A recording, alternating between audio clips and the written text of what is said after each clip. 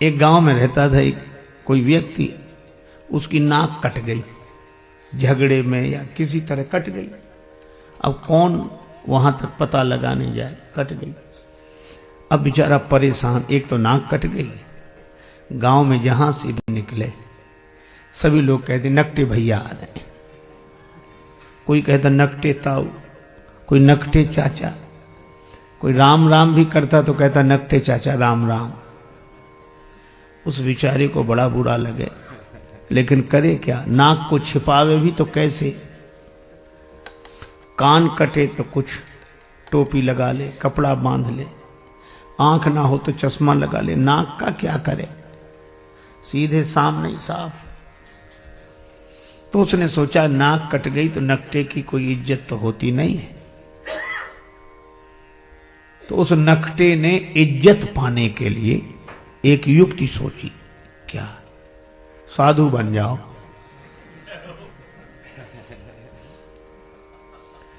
ताकि हमारी कटी हुई नाक पर ध्यान न जाए। पर लोग भी तो विचित्र हैं, बेचारा साधु भी हो गया तो भी लोग कहते नकटे बाबा आए, नकटे स्वामी जी। अब बड़ी मुसीबत। और कोई कहता नकटे, तो दूसरे लोग डांटते है, ऐसे बोलते हो, साधु हैं ऐसे मत बोलो।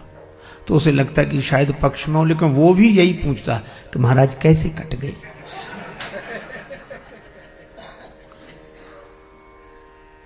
अब उसको लगा कि इस क्या करें।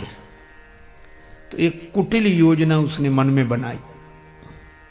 एक आदमी ने एकांत में आकर पूछा कि नाक कैसे कट गई।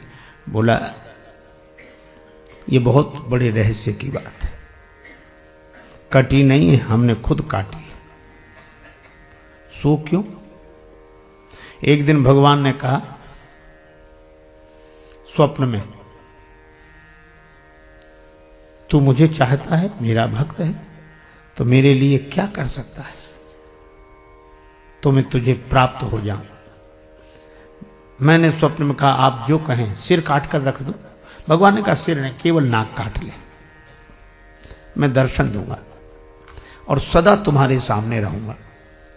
तो जब से नाक कटी है, काट दी मैंने, भगवान प्रकट हो गए और देखो ये दिख रहे हैं सामने, दर्शन हो रहा। हा जय हो प्रभु, ये भगवान दिख रहे हैं, हमेशा रहते हैं, हमको खूब दिखते हैं। और भगवान ने एक बात और कही थी कि तुम जिसकी काट दोगे उसे भी दिखेंगे।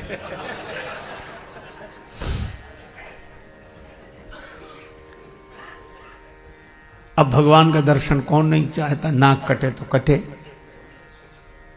बोले लोग भले ही कुछ समझे, नाक कटे तो भगवान मिल रहे। तो कहा एक बात है, क्या,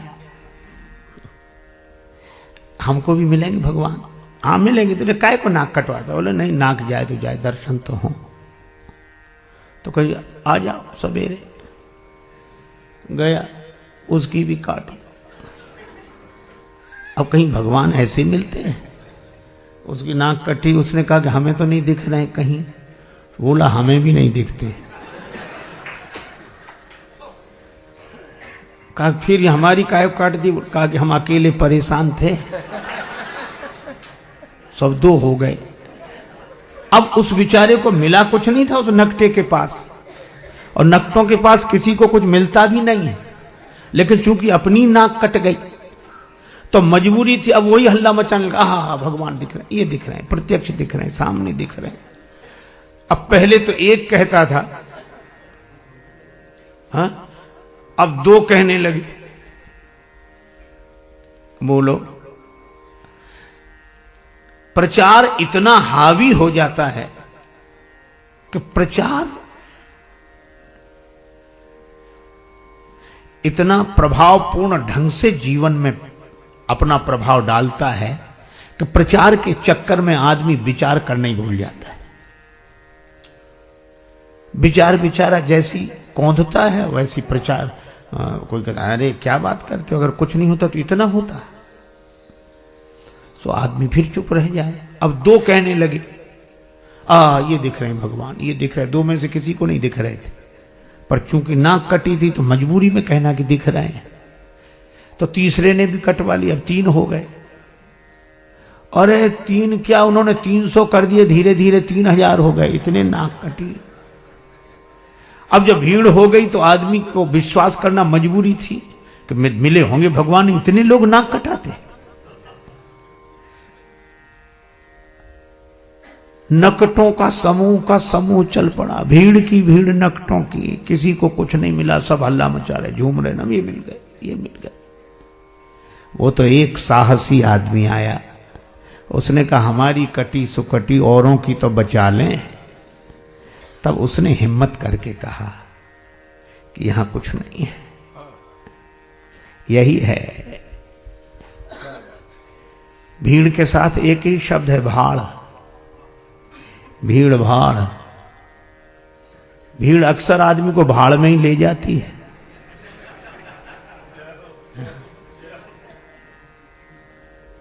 अब प्रचार की क्या बात कहें, आप अन्यथा न ले, मैं श्री राम कथा ही कह रहा हूं।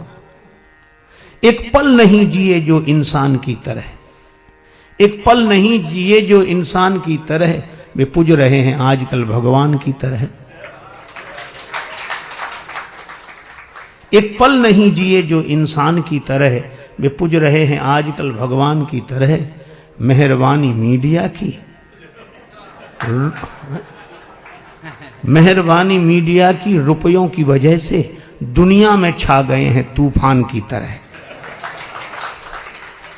उपदेश दे रहे हैं औरों को शांति का, उपदेश दे रहे हैं औरों को शांति का, और आपस में लड़ रहे हैं पहलवान की तरह।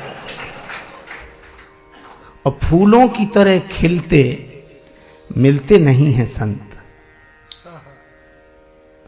फूलों की तरह खिलते मिलते नहीं हैं संत, टीवी के खुलते खुलते दुकान की तरह। और राजेश त्याग हरि को धनियों के हाथ में, साधु भी बिक रहे हैं सामान की तरह। क्या